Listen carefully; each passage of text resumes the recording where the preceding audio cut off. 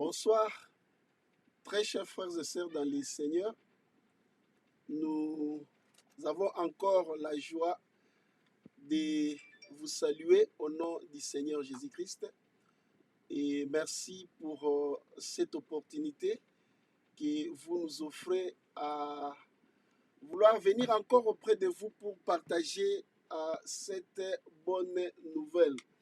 Que la grâce et la miséricorde de notre Seigneur Jésus-Christ vous soit accordée au maximum dans les précieux noms de notre Seigneur et Sauveur Jésus-Christ. Nous voici encore une fois de plus en ce mercredi. Aujourd'hui, nous sommes bel et bien le 2 février 2020.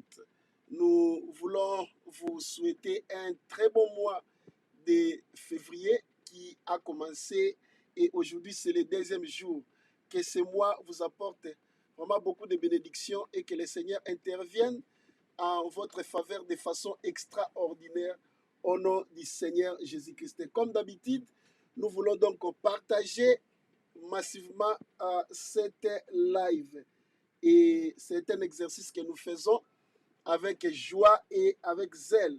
Que Dieu vous bénisse tous, vous tous qui avez l'habitude de partager cette live avec nous. Gloire au Seigneur. Donc nous voulons partager.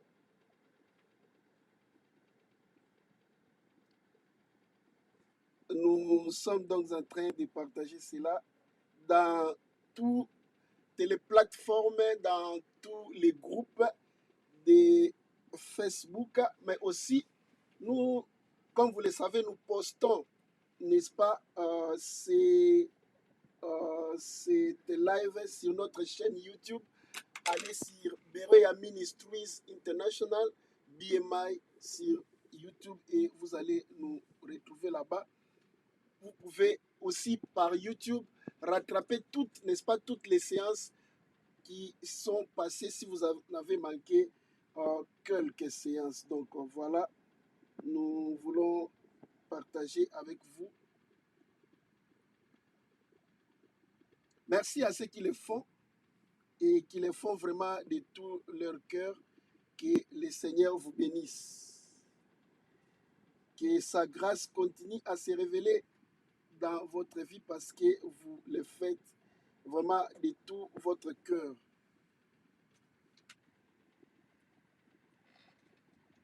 Et voilà. Donc, nous sommes en train de partager. Faites-le vous aussi. Partagez avec vos amis. Partagez avec vos frères et sœurs. Et c'est là pour la gloire de notre grand Dieu.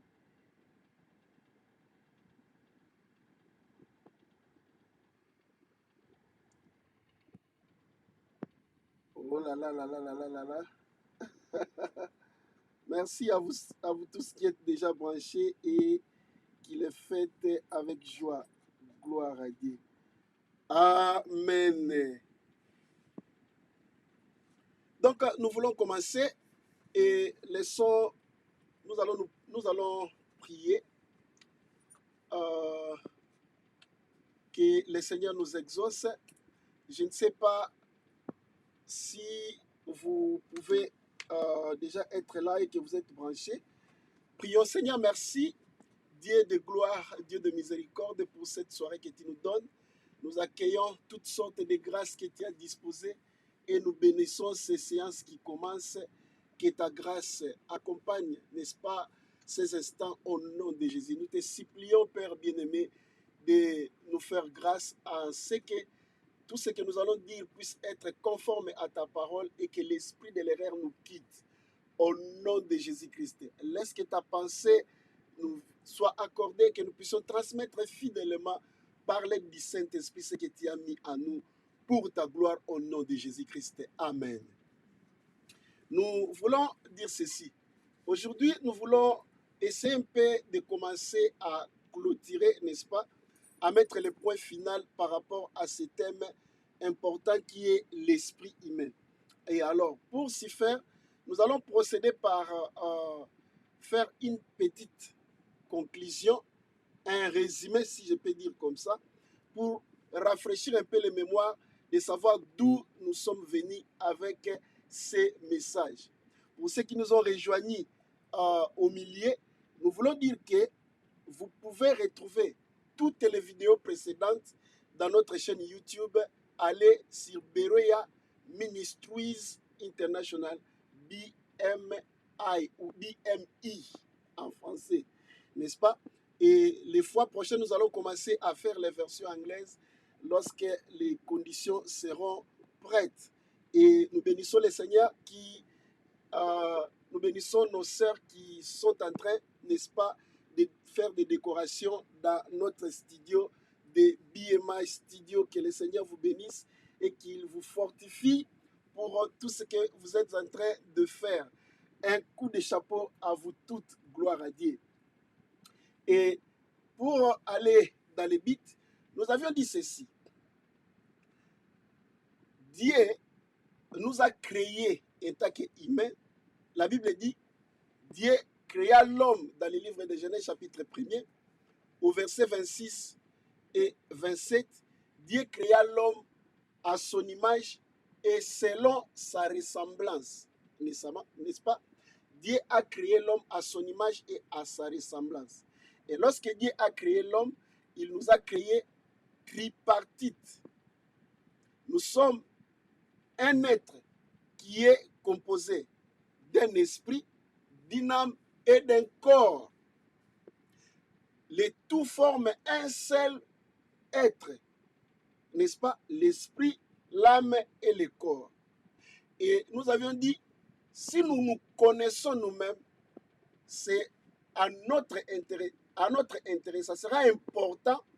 Ça va nous aider d'abord, lorsque nous nous connaissons nous-mêmes, à pouvoir ainsi commencer à vouloir connaître Dieu.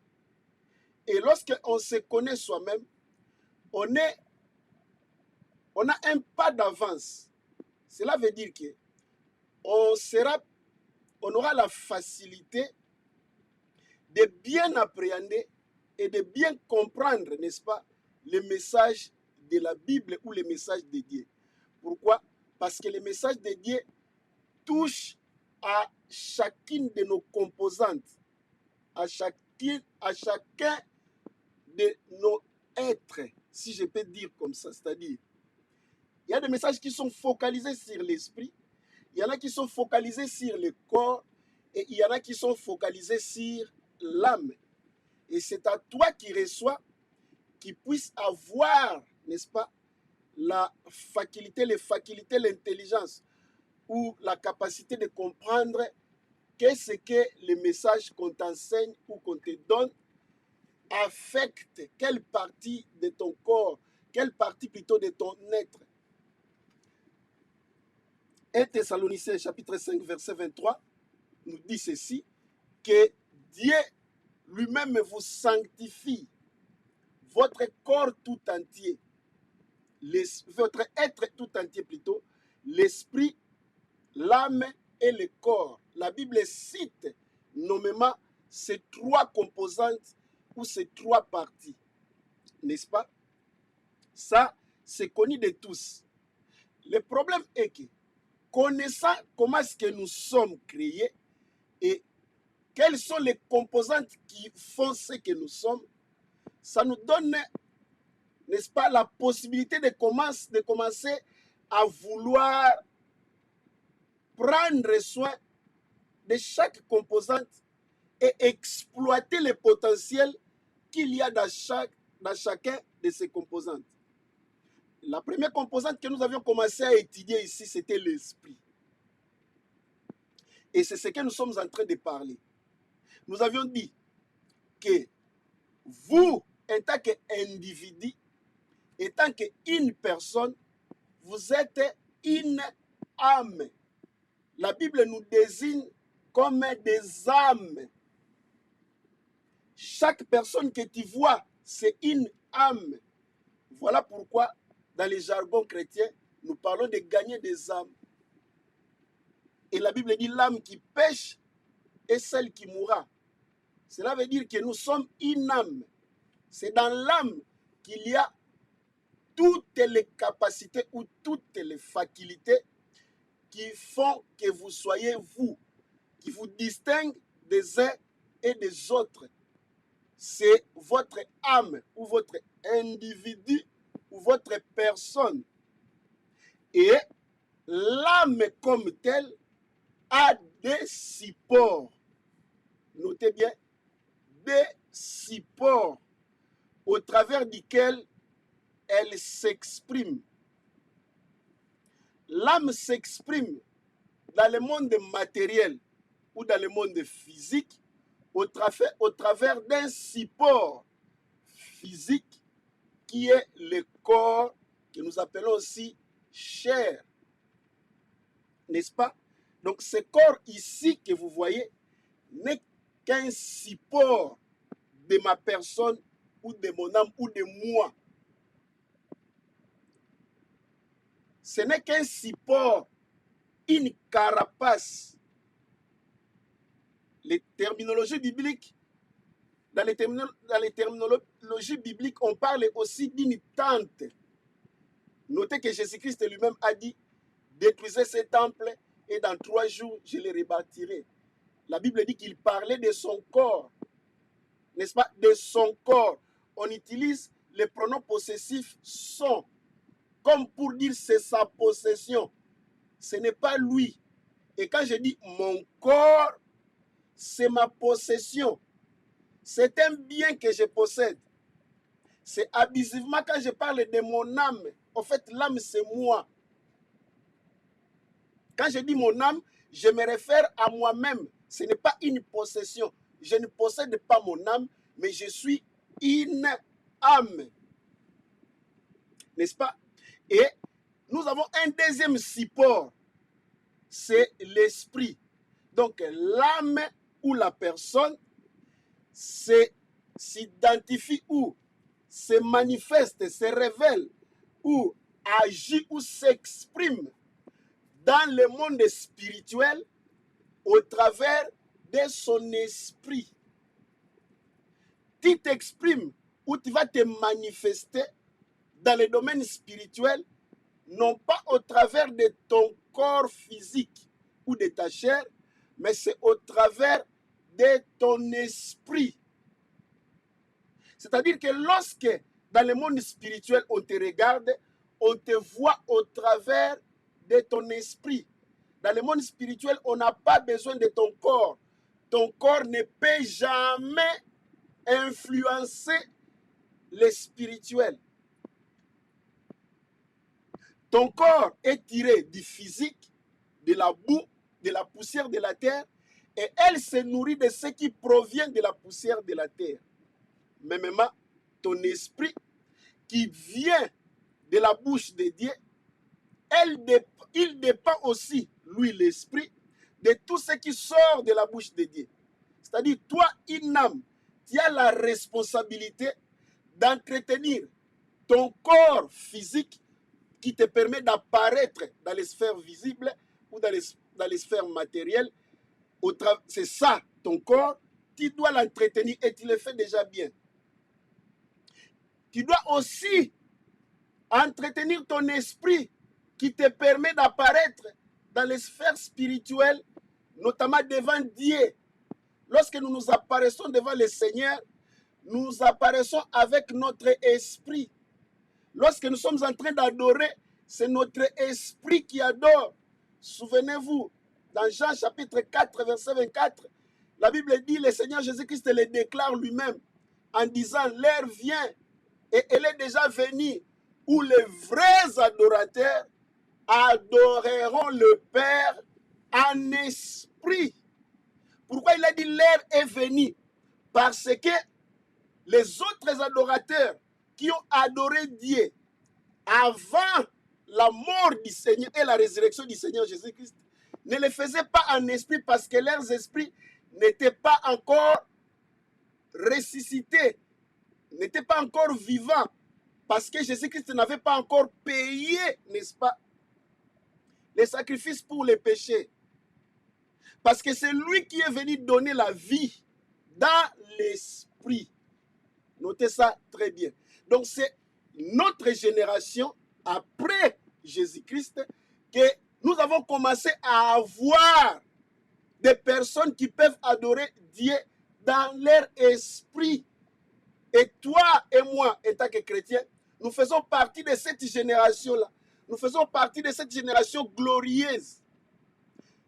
Notez, le Seigneur a dit ceci, que tous ceux qui ont né de femmes, le plus grand parmi eux, c'est Jean-Baptiste. Et il dit, mais les plus petits dans le royaume des cieux, les plus petits qui croient en moi, est plus grand que Jean-Baptiste. Parce que nous sommes scellés de l'esprit et nous vivons, étant sur cette terre, étant dans ce corps, avec un esprit qui vit. C'est un potentiel très, très, très important que les chrétiens devraient explorer. Nous voulons lire un passage de la Bible dans 1 Corinthiens chapitre 6, verset 20. C'est un rafraîchissement, je disais, pour rafraîchir nos mémoires par rapport à ce que nous sommes en train de dire depuis longtemps. Et si vous me voyez insister de cette façon, parce que je voulais que ces notions restent, parce que ce sont des notions qui échappent et parfois on n'en tient pas compte surtout. Il y a des chrétiens qui se comportent spirituellement, qui font des exercices de discipline spirituelle pour la promotion de leur esprit. Mais ils ne font pas ça avec but, avec objectif de savoir que je suis en train d'entretenir mon esprit. Souvent, on le fait seulement parce qu'on a donné un ordre à l'église. Et le chrétien ne se rend pas compte que son esprit est vivant. Nous sommes en train d'entretenir aux chrétiens pour qu'ils sachent bien qu'en prenant soin de leur esprit, ils préparent leur esprit, ils se préparent eux-mêmes à apparaître de façon la plus glorieuse dans les sphères spirituelles. La Bible dit ceci, 1 Corinthiens chapitre 6, verset 20, nous lisons, « Car vous étiez rachetés à un grand prix. Glorifiez donc Dieu dans votre corps et dans votre esprit qui appartiennent à Dieu. » Vous voyez, on n'a pas souligné l'âme ici. Pourquoi? Parce qu'on s'adresse à l'âme. On s'adresse à vous, la personne. Mais on dit, vous, âme, glorifiez Dieu dans votre corps et dans votre esprit, qui les deux appartiennent à Dieu. Vous devrez glorifier Dieu dans votre corps, c'est-à-dire garder la sainteté, garder la pureté dans votre corps, afin que le Saint-Esprit qui habite votre corps se révèle en vous pour la gloire de Dieu. Et vous devrez glorifier Dieu dans votre esprit en entretenant votre esprit pour que votre esprit soit apte d'apparaître devant Dieu de façon digne. Et c'est la responsabilité des chrétiens. Voilà pourquoi, au courant de cet exposé, de cet enseignement, de ces messages, nous avions insisté auprès de nos bien-aimés, et tel que nous le faisons encore maintenant, prenez soin de votre esprit. Nourrissez votre esprit. Il dépend, il ne se nourrit que de la parole de Dieu. Et entretenez votre esprit par des disciplines spirituelles, telles que l'adoration, la prière, le jeûne, la méditation de la parole de Dieu et toutes sortes des activités qui sont liées à l'esprit, pour que votre esprit s'épanouisse et, comme je dis, qu'il vous rende, n'est-ce pas, des services nécessaires, parce que j'avais dit que votre esprit est là où le Seigneur a imprimé les empreintes de votre destinée, les messages qui vous concernent, les propriétés de vous-même. Votre esprit connaît beaucoup de vous. Votre esprit a beaucoup d'informations de vous. Alors, si votre âme qui possède une conscience commence à se rendre conscient, commence à être conscient de ce qui se passe dans votre esprit, si votre âme commence à recevoir de votre esprit, vous êtes brillant, vous êtes glorieux et vous allez être dans une pleine joie parce que c'est alors que vous commencerez à vivre la vraie destinée de vous-même. Voilà un peu en bref ce que nous avions commencé à dire par rapport à l'esprit et nous bénissons le Seigneur qui nous a donné toutes ces séances et qui nous a fait grâce de le faire avec joie. Merci à vous tous qui avez partagé. Merci à vous tous qui continuez à partager et nous allons nous revoir la semaine prochaine, le mercredi, pour les séances qui vont suivre, pour d'autres messages et pour la gloire du Seigneur. Que Dieu vous bénisse. C'était votre serviteur, le révérend Willy Boiti, depuis Philadelphia, Pennsylvanie. Merci beaucoup.